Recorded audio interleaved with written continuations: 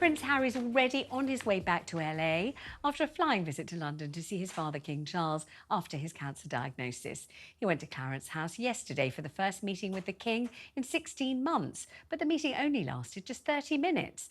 And whilst Harry heads home, Prince William holds the fort. Earlier today, the Prince of Wales attended an investiture at Windsor Castle, and he's now on his way to a charity dinner for the London Air Ambulance. Joining me in the studio now, TalkTV's royal editor Sarah Hewson. Good to see you, Sarah. And down the line, the Sun's former royal editor Charlie Rae. Good to have you on board, Charlie. Nice to see you. So really, there's a tremendous flowing of concern, regard, sympathy, I think love, you could even go so far as to say, without being sentimental or exaggerating, towards the King and towards the royal family. And all anybody really hoped was that this meeting yesterday was meaningful and that it might be a step towards reconciliation, I suppose. Yes, and there have been questions raised about why this meeting only lasted, between 30 and 45 minutes at maximum before we saw the King and Queen being driven away from Clarence House and heading off to Sandringham. What we do know and what we're told is that the King was extremely tired yesterday after he'd undergone procedure as part of his treatment on Monday, the first of his regular treatments now for his cancer. The Sun also reported today that he had actually delayed that helicopter flight already in order to still be there at Clarence House and be able to see Prince Harry. But a long way for Prince Harry to have come for a short meeting. All we can hope is that that was the start of greater reconciliation and more contact between himself and his father, but a rather different picture when it comes to his brother William. Absolutely. I mean, it's impossible, isn't it, to imagine Harry's feelings and thoughts as he boards the plane for this very long journey on his own, knowing the reason that he's coming. I mean, lots of people actually watching and listening to this now will have made similar journeys in their lives. They would have had to, journey, across the country or across continents to see somebody they know is ill with a cancer diagnosis. It's not a happy trip to have to make, is it? I mean, it's very burdensome. His heart must be very heavy. Yeah, and that distance must never have felt greater for him than when he got that phone call from his father to tell him the news that he had cancer. And Harry has absolutely done the right thing in making that decision that he wanted to come back and he wanted to see his father face to face. And it is their first face-to-face private meeting for 16, 17 months since the death of the Queen, because even at the coronation there really wasn't that kind of level of contact, and that again was a flying visit by Prince Harry. They've had telephone conversations, we do know, but the first face-to-face meeting, a brief one, but significant nonetheless. Yes, and let's hope it went very well, and let's hope it's the precursor to many more meetings of that kind. Charlie Rae, only a good thing that Harry came, and yet almost everybody thinking about this can't help concluding, gosh, that was a short meeting. Yes, Vanessa, I mean, I think this just emphasises and underlines just how much there is a rift, how bad the rift is in the family. I disagree entirely that this is the first sign of the door opening to reconciliation.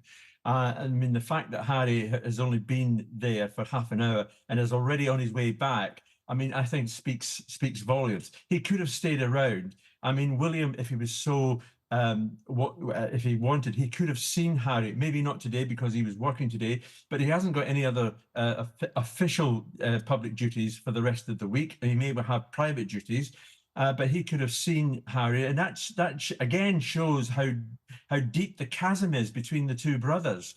I'm not so sure that it's going to open any doors for future meetings of peace in the family between Harry and the rest of the family.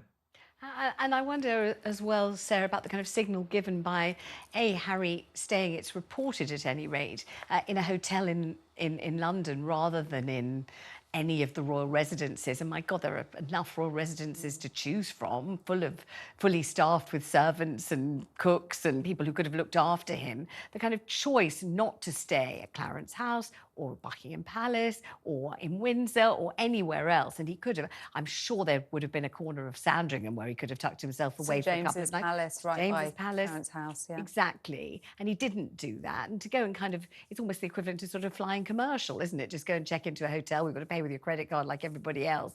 That's saying something or other, isn't it? Yes, and it really does show how big the distance is and that chasm is between Harry and the family now, having taken that decision to step back, and in the wake of the documentaries and the book, for example. I think there is a very, very long way to go for him to be welcomed back into the fold by all, particularly with William. I mean, Charlie, they're talking about whether he could have seen William tomorrow. I think there's a big issue of trust. They are very concerned that anything that is said will then get reported in the American media, and that those conversations would not remain private. Yes. And William is extremely protective over his wife, Kate, particularly right now, and her privacy as well as she recovers from her abdominal surgery. And I think, let's see how this one plays out. Harry's been here, he's had conversations with his father. If that remains entirely private, then that, I guess, is a good sign in terms of that trust starting to be built. Yes, Charlie, I suppose you could say that the risk being run in any encounter meeting between Harry and his father or his brother or his sister-in-law or Queen Camilla, the risk is really all on the side of the royal family and not much on Prince Harry's side, because they know that he can certainly write a book about whatever's been said, he can make a documentary about whatever's been said, and he knows that they won't. They haven't said a word, not one word in reaction to what he's written and said about them. So you could say that they're effectively taking their reputations in their hands every time they go anywhere near him. On the other hand, you've got the great well of love that the king feels for his son. So it's imagine having to weigh that up when you see your own child. You know, will I be able to trust him? What might he say about me? But I love him and I miss him and I want to see him and I'm not well. That is absolutely true, Vanessa. And of course, Harry, as any husband would do, will go back to Montecito and he will explain to Meghan, quite rightly, because she's his wife, what went on. And it's from that point onwards, and I'm not suggesting that Meghan might suddenly ring up someone and tell him what's going on, but from that point onwards, the discussions that were happened in that half hour are now in effect almost in a public domain. Now, if it leaks, then you can forget about any sort of reconciliation. If it stays quiet, then maybe you know, there could be other visits. But I have to say, I still doubt that there is going to be any long-term decision that this family is going to be back on an even plane again. And I find it surprising, let's say, that Harry, you know, knowing that his sister-in-law Kate has obviously been extremely unwell and is going to be taking so long to convalesce that she won't be seen in public till Easter, a very long time for a young woman of just 42, didn't go and see her or something, because you know, when he's come to see his dad who's very unwell, and you would think, well, there's another family member, very close family member, because they used to be called the Gang of Three, didn't they? And they were very close, they got on really well, they used to joke and laugh and tease each other, really excellent relationship, it seemed anyway. And you'd think he might have wanted to go and see her or something. Sources close to Harry said that he was very much willing to go and see the Prince of Wales, his brother, and obviously then we were told by those close to Prince William there were absolutely no plans for them to have any kind of meeting. And William working today, carrying out that investiture today. He's attending a charity gala later on this evening. I'm sure if they'd really wanted it to happen, there could have been time, but those wounds are extremely deep. And it is a very, very difficult time for the Wales side of the family at the moment. Kate has been home from hospital, coming up for 10 days now, but in the early stages of what is a very, very lengthy recuperation period, not due back until April to work.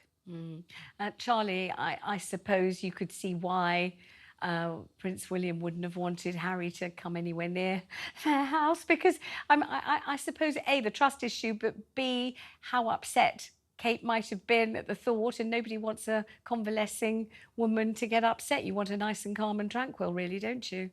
There's going to be no welcome mat at Adelaide Cottage for Harry from the Waleses at all, given what Harry and Meghan have done over the last 2 years. Spare, the Oprah Winfrey interview, the documentary on Netflix. I mean, there's an awful lot gone under the bridge, and I know lots of families fall out over all sorts of things, and sometimes there's a reconciliation and they put everything back. But we're way down that road now, and it's going to take, you know, a big meeting of some description for it to come to, you know, peace again. And I just cannot see it. I'm also of the opinion that Meghan is unlikely or rarely ever going to set foot in this country ever again. Do you think that's a bit extreme? Do you think Charlie could be right, that she'll never ever come to this country again? She was here, of course, when the late Queen died, because she and Harry had engagements here, but hasn't been back since, and Harry came back on his own for the coronation. I think Charlie has a point that she doesn't feel welcome in this country and has no desire whatsoever to be really a part of it again. She's very happy with their life in California, but it's a difficult one for Harry, isn't it? And also for the children, because they are part of this royal family, yes. Archie and Lilibet, and barely know their relatives on this side of the pond. Has the king seen Lilibet? Yes, he has. He saw her around the time of the Platinum Jubilee, and that was also Lilibet's first birthday, and that was their first meeting, and it was described as a very emotional one for the king, but very, very limited contact with Archie and Lilibet, his grandchildren, and I think that is a real cause of sadness for him. I mean, I was with my youngest granddaughter just this morning. She's only 16 months old. She's the absolute light of my life. I've got 4. She's the 4th. I mean, the idea of not seeing them regularly would absolutely, you know, I don't know, tear my heart apart. But the idea of not seeing them at all, I mean, it's just absolutely unthinkable. And of course, this is a family, Charlie, with access to, you know, private jets and first-class travel. It's not like they've got to save up 50p's in a bottle to go and see each other. If they want to, they can. We all remember when Meghan went to that fabulous hen do, you know, hosted by Serena Williams, you know, in private jets. They love a private jet. You'd think they could whiz the children over and see their grandpas. It's not that difficult. Exactly. I'm sure that the king got a good tonic, the fact that Harry was there. Now, what a better tonic it would have been if Meghan had been with him and brought the children over. And as you quite rightly say, I'm a granddad as well. You're a grandmother. And the one thing that is the great thing that shines a light is when the kids come round. Absolutely. And you can hold them, you can hug them, you play with them, you can wind them up and give them back to their parents at night, and it's their problem then. I mean, that's the whole point of being a grandparent. Yeah. Now, I think that if the kids have come across with Meghan and Harry, that the meeting would have lasted a hell of a lot longer than 30 minutes. And there's a great shame. I know there's a lot of people who said, "Oh, if Meghan had come, there'd have been a circus and everything else." So what? It would have. You couldn't fault her for coming over with the children to wish the king at a time where it's uncertain what's going to happen. Let's, you know, keep our fingers crossed that he's going to be well again. But what a great thing it would have been for him to see his grandchildren, which he hasn't seen. I mean, Sarah's right. They've only seen her, I think he's seen a little bit once, and that's it. Yeah. The rest of the time's on Zoom. Got to say, I'm firmly in Charlie's camp. I know that you and Emily Andrews yesterday were saying, you know, that it wouldn't have necessarily been suitable, and the king might have been very tired, and this wouldn't have necessarily been the moment for Meghan to come bowling in with the kids. And I agree, that's probably true.